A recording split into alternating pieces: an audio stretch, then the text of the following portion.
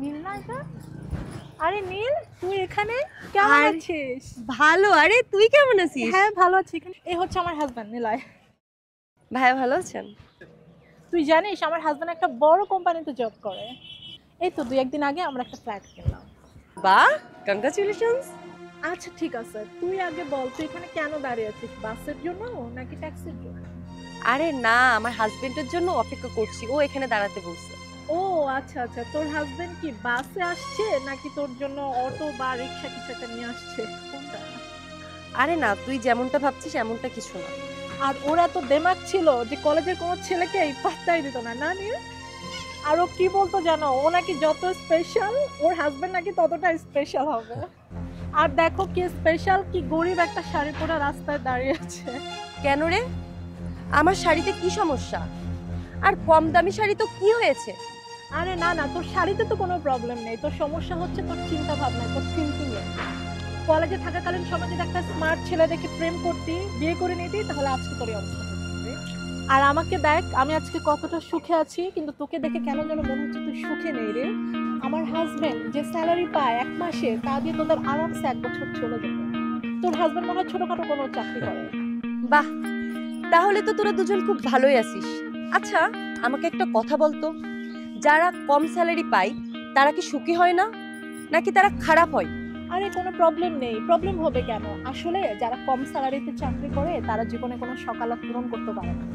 এই দেখ, আমার হাজবেন্ডকে আমি চাওয়া মাত্র একটা ফ্ল্যাট কিনে দিয়েছে, কিছুদিন পর আবার গাড়ি কিনে দিবে। তোর হাজবেন্ডকে চাওয়া মাত্র তোকে এরকম একটা ফ্ল্যাট কিনে দিতে পারবে কিংবা গাড়ি? নিশ্চয়ই না।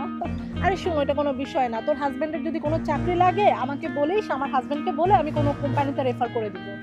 আরে আমার কি প্রবলেম থাকবে? আমার কোনো প্রবলেম নেই। আমার প্রবলেমটা কি জানিস? আমি কলেজ লাইফ থেকে তোকে জেলাস ফিল করতাম, কারণ তুই দেখতে অনেক সুন্দরী ছিলি।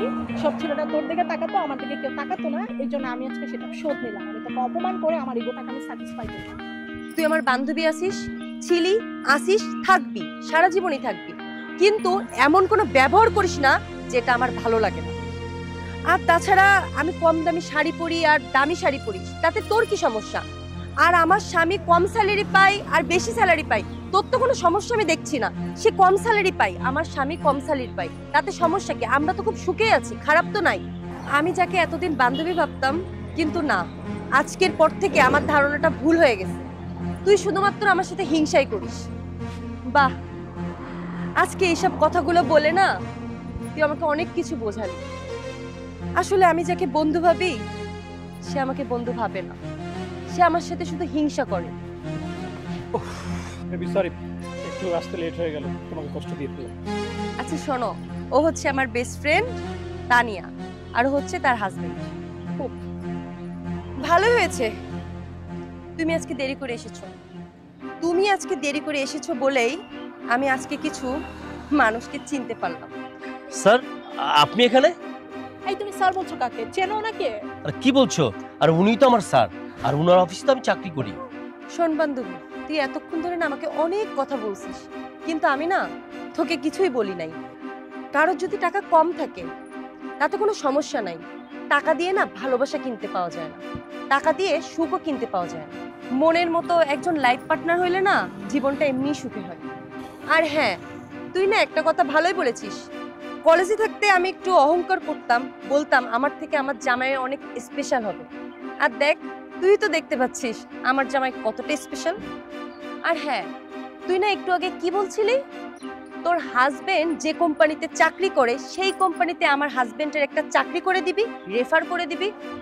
দেখ, আল্লাহর কি জলযন্ত্র প্রমাণ যে তোর হাজবেন্ড যে কোম্পানিতে চাকরি করে সেই কোম্পানির মালিক আমার হাজবেন্ড। আর হ্যাঁ, তুই জানি কি বলছিলি? তোর হাজবেন্ড নাকি 2 লাখ টাকা বেতন পায়। এমন 2 লাখ টাকা না আমার হাজবেন্ড প্রতি মাসে বোনাস হিসাবে দেয়। তোর হাজবেন্ড মাত্র 2 লাখ টাকা স্যালারি পায়, তাই তোর এত অহংকার। আর আমার হাজবেন্ডের এত টাকা, তাহলে আমার কতটুকু অহংকার হওয়া উচিত? কিন্তু দেখ, আমার ভিতরে না কোনো অহংকার নাই, আমি সাদাসিধি ভাবে চলতে পছন্দ করি।